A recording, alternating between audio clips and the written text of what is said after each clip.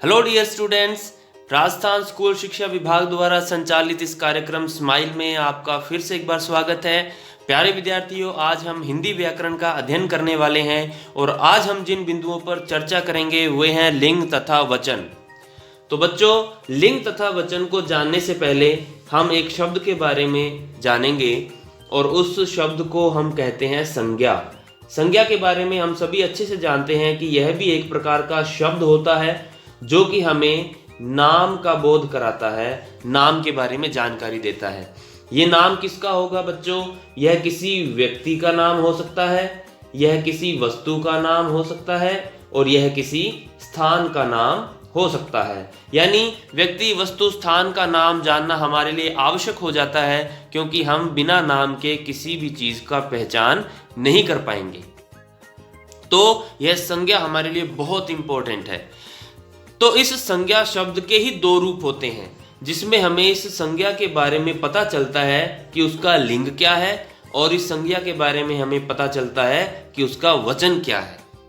तो अब हम जानेंगे सबसे पहले लिंग के बारे में। प्यारे बच्चों, दो प्रकार के लिंग होते हैं। संज्ञा शब्द की अगर हम बात करें, एक होता है पुल्लिंग और दूसरा कहलाता है स्त्रीलिंग। अब ये क्या होते हैं, यहां हम इसकी परिभाषा देखेंगे।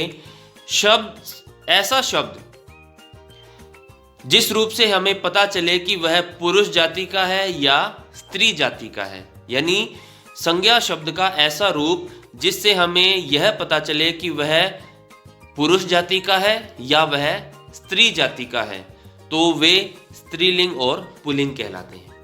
यदि वे पुरुष जाति के हैं तो क्या कहलाएंगे बच्चों? पुल्लिंग। और यदि वे स्त्री जाति के हैं तो वो क्या कहलाएंगे? स्त्रीलिंग कहलाएंगे। जैसे आपके सामने यहां पर ये दादा, बैल, कुत्ता और मुर्गा, ये सभी संज्ञाएं हैं। इन संज्ञाओं को हमने पुरुष जाति में माना है। दादा पुरुष होता है, बैल भी पुरुष जाति का है, कुत्ता भी और मुर्गा भी पुरुष जाति का है। तो पुरुष जाति का बोध कराने वाले शब्द क्या कहलाएंगे बच्चों? पुल्लिंग कहलाएंगे।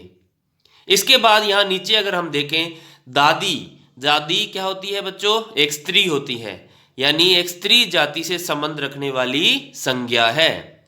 वैसे ही गाय, गाय भी क्या होती है? स्त्री जाति वाली संज्ञा है। बिल्ली, बिल्ली भी एक स्त्री जाति की संज्ञा है और मुर्गी, मुर्गी भी एक स्त्री जाति की संज्ञा है। तो ये सभी संज्ञाएं क्या होंगी बच्चों? स्त्रीलिंग। तो दो प्रकार के लिंग हैं यहां पर, पुल्लिंग, स्त्रीलिंग। पुरुष जाति की बोध कराने वाली संज्ञाएं क्या है? पुल्लिंग। और स्त्री जाति की संज्ञाएं क्या है? स्त्रीलिंग। अब मैं आपको यहां पर कुछ शब्द दूंगा जिनके आपने पुल्लिंग से स्त्रीलिंग बनाने हैं होमवर्क के रूप में। सबसे पहले हम इनका यहां पर देख लेते हैं। दादा का पुल्लिंग है तो स्त्रीलिंग क्या होगा? दादी। बैल का पुल्लिंग है तो स्त्रीलिंग क्या होगा? गाय। मुर्गा का पुल्लिंग है तो स्त्रीलिंग क्या होगा? मुर्गी। लेकिन यहां पर ये दो एग्जाम्पल है जिनके एक दूसरे से मेल न खाते हुए उदाहरण दिए गए हैं। तो हम कुत्ता का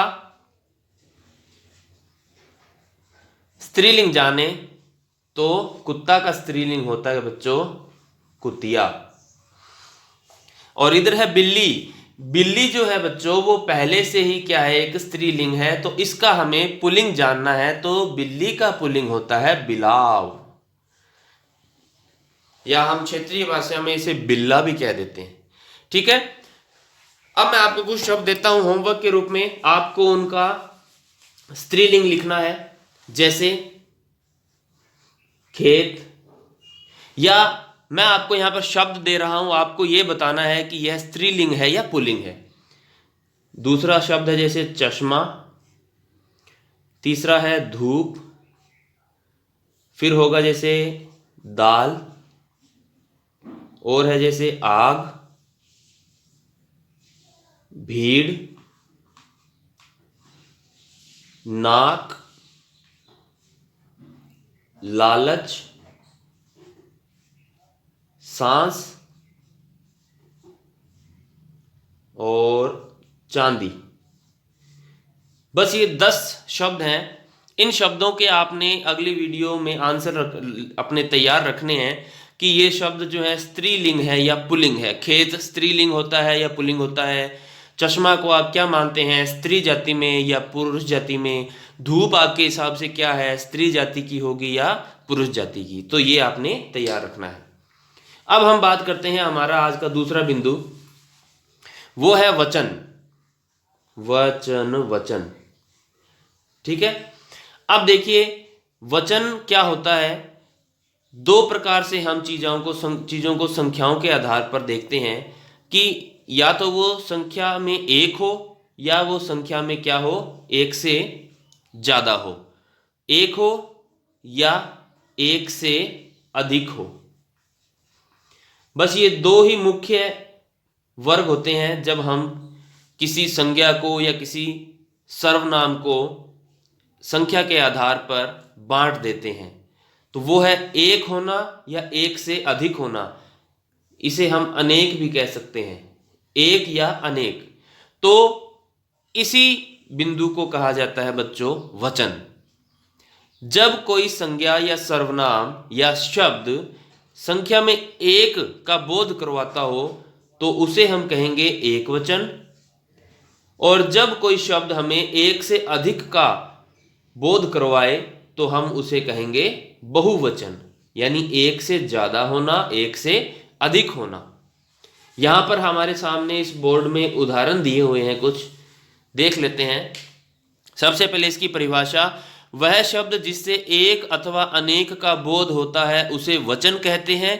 यह दो प्रकार के होते हैं, एक वचन व बहुवचन। जैसे कि मैंने बताया, एक के लिए हम एक वचन और एक से ज्यादा के लिए हम बहुवचन यूज करेंगे। यहां पर सबसे पहले एक वचन के उदाहरण आपके सामने हैं। यहां पर दिया हुआ ये कुल्हाड़ी या कुल्हाड़ा। अब ये संख्या में आपको कितने नजर आ रहे हैं, यह है एक। यहां है बच्चा, ये भी है एक। यह है दवात, ये भी एक। और गमला, ये भी एक। इसलिए एक वस्तु अथवा इकाई का बोध कराने वाले शब्द क्या कहलाएंगे प्यारे बच्चों, एक वचन कहलाएंगे। क्या कहलाएंगे, एक वचन कहलाएंगे। ठीक है। अब हम इसका बहुवचन देख लेते हैं। संख्या में एक से ज्यादा होना, एक से अधिक होना। यहां है एक से अधिक वस्तुओं का बोध कराने वाले शब्द क्या कहलाएंगे, बहुवचन कहलाएंगे।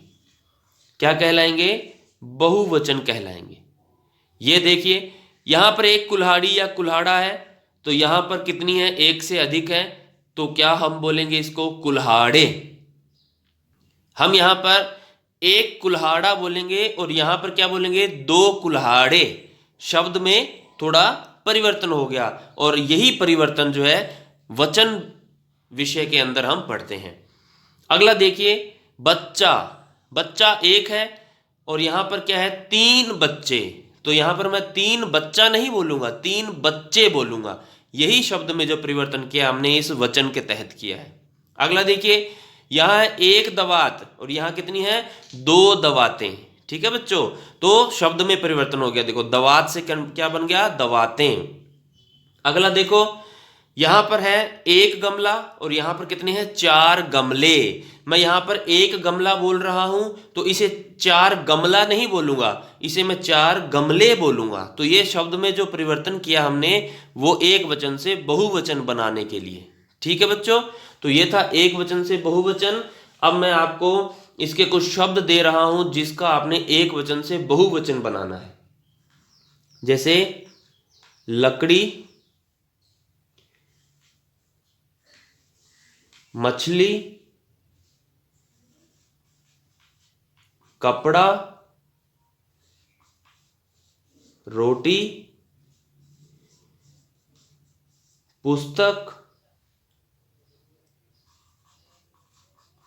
माला, नदी, बकरी, और जैसे चूहा, एक और है घोड़ा। ठीक है, ये 10 काफी हैं। इनके आपने क्या करना है, एक वचन से इनको बहुवचन बनाना है, यानी इनका अनेक वाला रूप बनाना है आपने, एक से ज़्यादा वाला रूप। अब एक से ज़्यादा में कितने भी हो सकते हैं, यह आपने बिल्कुल भी कंफ्यूजन नहीं रखना। जैसे ही एक से बढ़कर 2 हो गए, 3 हो गए, 100, 200, 300 कितने भी हों, वो उसी प्रकार के शब्द से पुकारे जाएंगे।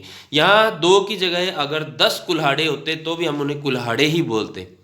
यहाँ 1 की बजाय अगर यहाँ पर 4 की बजाय 100 गमले होते तो भी हम उन्हें गमले ही बुलाते। ठीक है बच्चों, तो ये था हमारा लिंग और वचन का टॉपिक। अगली वीडियो में हम इसके प्रकार को और डिटेल से पढ़ेंगे। आपको लिंग के बारे में कुछ और एग्जाम्पल दे करके मैं फिर से समझा देता हूँ। जैसे मान लो हमने यहाँ पे कुत्ता से बनाया कुतिया, तो आप सोचिए जरा कि बंदर को आप क्या बनाएंगे, बंदर को हम बनाएंगे बंदरिया। तो देखिए जैसे हमने इया आखिर में प्रत्यय जोड़ करके बंदर को बंदरिया बना दिया, वैसे हमने कुत्ता को बनाया था कुतिया। और जैसे देखिए बेटा, बेटा को कैसे बुलाएंगे बेटा, बिटिया, ये हो गया स्त्रीलिंग। ठीक है। और जैसे एग्जाम्पल देखिए आप लड़का, लड़का को कैसे बुलाएंगे, लड़की, ये हो गया इसका स्त्रीलिंग। नाना, जिस प्रकार से दादा को हमने दादी लिखा वैसे नाना को क्या लिखेंगे, नानी। यानी यहाँ पर अंत में आ की मात्रा को हमने ई की मात्रा में बदल दिया। तो ये सब चीज़ें अगली वीडियो में हम डिटेल से पढ़ने वाले हैं। मैं यहाँ पे आपको कुछ एग्जाम्पल दे रहा हूँ सिर्फ। जैसे देखिए आप काका, आ की मात्रा को हम क्या कर देंगे, ई में बदल देंगे तो बन गया काकी। और देखिए जैसे चाचा, तो आ की मात्रा को ई में बदल दिया, यहाँ पर बन गया चाची। कुछ और प्रकार के देख लेते हैं। ये तो आ की मात्रा को ई बना करके हुआ था, या फिर अंत में इया जोड़ करके हुआ था। अब जैसे देख लीजिए आप मोर है, अब इसमें क्या होगा, हम अंत में नी जोड़ देंगे तो क्या बन जाएगा, मोरनी। तो ये हमारा स्त्रीलिंग बन गया। और जैसे देखिए शेर, शेर में अंत में नी जोड़ देंगे तो ये बन जाएगा शेरनी। ठीक है बच्चों। लेकिन कुछ स्त्रीलिंग पुल्लिंग ऐसे भी शब्द होते हैं जिनका जो जोड़ा होता है वो दोनों ही शब्द बिल्कुल ही भिन्न होते हैं, न तो उनमें किसी प्रकार का प्रत्यय जुड़ता है न कुछ और, वो बिल्कुल ही भिन्न प्रकार के शब्द होते हैं। जैसे माता, अब माता के अंदर हम कुछ भी नहीं जोड़ेंगे, हम बिल्कुल एक अलग ही शब्द यूज करेंगे, उसका होता है पिता। उसी प्रकार से जैसे माँ, बाप, और जैसे राजा, रानी। तो आप देख पा रहे होंगे कि ये दोनों शब्द जो जोड़ा है ये बिल्कुल ही भिन्न प्रकार के शब्द हैं। और जैसे देखिए वर, वधु, और यहां हमने जैसे एग्जाम्पल बिल्ली का लिया था, तो बिल्ली है स्त्रीलिंग, लेकिन उसका जो पुल्लिंग है वो बिल्कुल ही अलग टाइप का शब्द है, बिलाव। ठीक है बच्चों, तो ये था आज का हमारा टॉपिक, हिंदी व्याकरण का लिंग तथा वचन। Thanks for watching this video. Stay blessed. Bye bye.